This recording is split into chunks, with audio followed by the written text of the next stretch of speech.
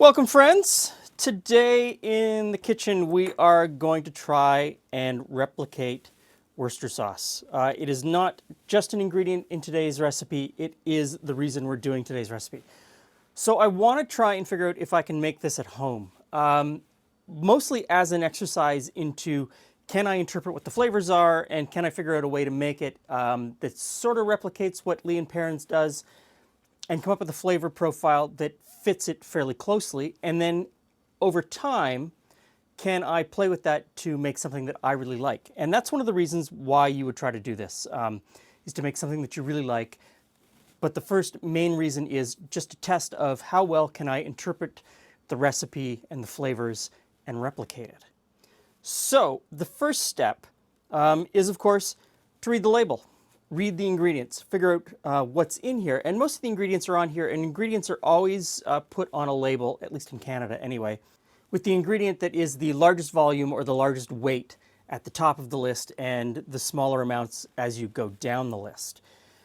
So once you read this, you're going to find out that there's a couple of things that you can't interpret, and most of that is the last two ingredients, which are spices and flavors.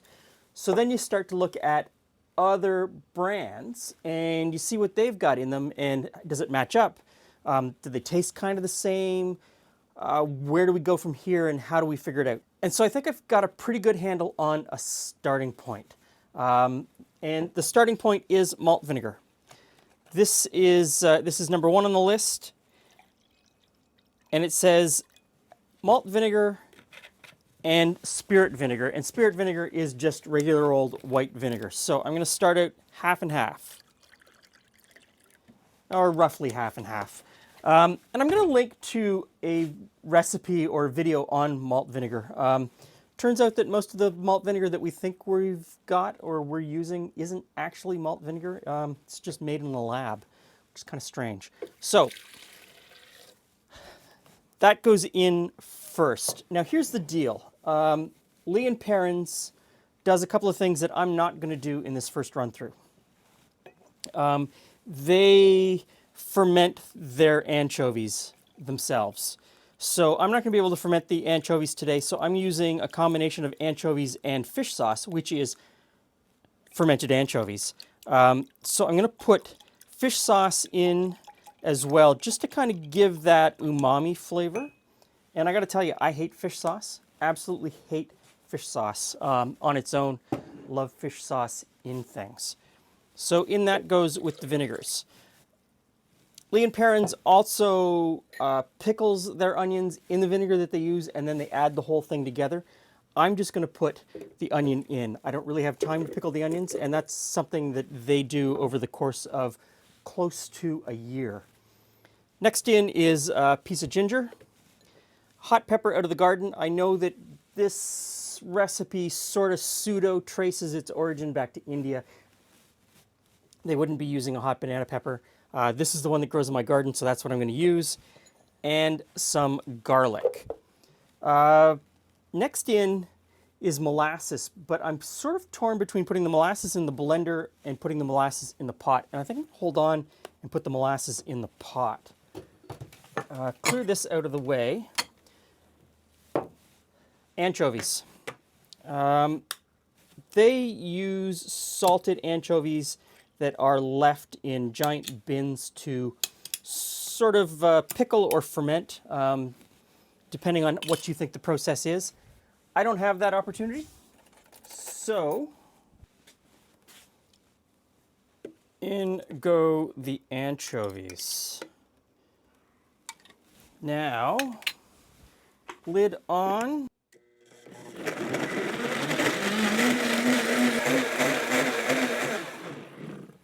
Okay, completely liquefied. And it doesn't smell as foul as I kind of expected it might. So I'm going to put this into a pot. No, there. I'm getting the fish sauce, and the fish sauce makes it smell pretty foul to me. Now, into this pot, there are a few things that I want to get in here. One of them is molasses.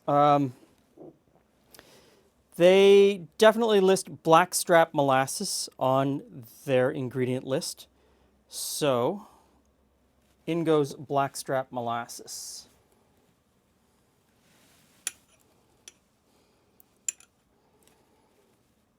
Okay. Next in is salt, mustard seeds, and this is where a lot of what I'm doing is just conjecture. Trying to figure out what I think I taste inside these concoctions, which may or may not be correct, but we're going to see what happens. Black peppercorns, and I'm not crushing any of these. They're going to boil for a little while, and then they are going to sit in the fridge for probably 6 to 8 weeks before I would consider this even to be done. Cardamom pods, cloves, I definitely taste cloves, and some cinnamon bark, and this is some pretty heavy-duty cinnamon bark. Next in, I'm going to say curry leaves. This is a curry leaf. Has absolutely nothing to do with curry powder, but it does come from India, and it is one of those things that you often find in a lot of preparations in India. They put the curry leaf in at the very beginning, and it gives kind of a base note to the entire dish. It is the Indian equivalent of a bay leaf, if you needed to sort of equalize it to something that you might recognize. So curry leaves, in go the curry leaves. Next is tamarind. This is a tamarind pod, and this is what comes out of the inside of a tamarind pod. Really all I'm interested in is the paste. And I thought about different ways to get the paste off of the seeds, and I realized that I'm just going to chuck the whole thing in because we're going to strain it later to get out what we don't want or don't need. So I'm going to put the whole thing in. And if you can get tamarind paste or straight up just tamarind paste, go ahead, that's what you want. So I'm just going to stir this together and bring it up to a boil. Once it is boiling, I'm going to turn it down to a simmer, put a lid on, and let it simmer for half an hour.